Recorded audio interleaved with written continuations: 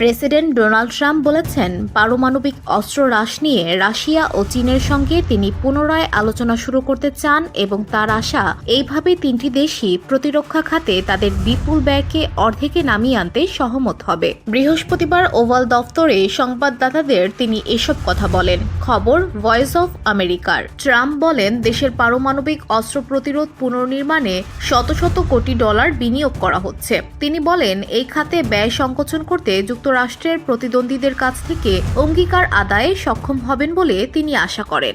ধুলো, ময়লা ও ক্ষতিকর ধূলিকণা থেকে নিমিষেই মুক্তি দেয় চৌধুরী এয়ার পিউরিফায়ার। এর শক্তিশালী সাকশন ঘরের কোনায় কোনায় লুকিয়ে থাকা সকল ধুলা টেনে ফিল্টার করে এবং বের করে আনে নির্মল ও স্বাস্থ্যকর হাওয়া।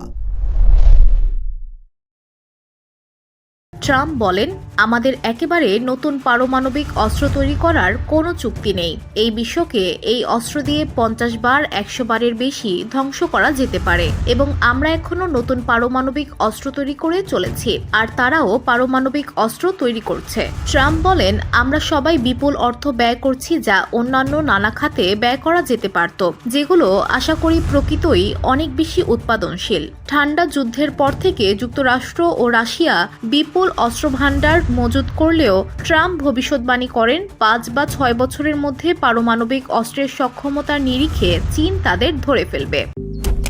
মালয়েশিয়ান প্রযুক্তিতে তৈরি অত্যাধুনিক cleaning machine modern vacuum cleaner যে কোনো ধরনের ধুলো ময়লাকে পরিষ্কার করে ঘরকে করে তুলুন চকচকে ও আকর্ষণীয়। Modem, brand of luxury.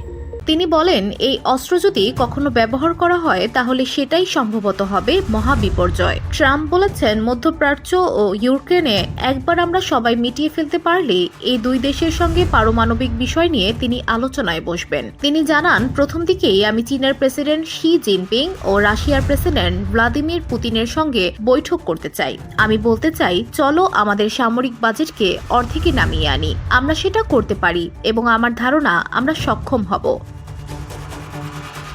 VOD Bangla news desk.